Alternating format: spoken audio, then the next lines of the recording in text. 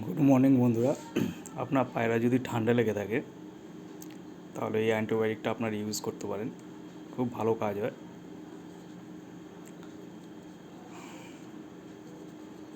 Price 500 ml 500 গ্রামের দাম হচ্ছে 600।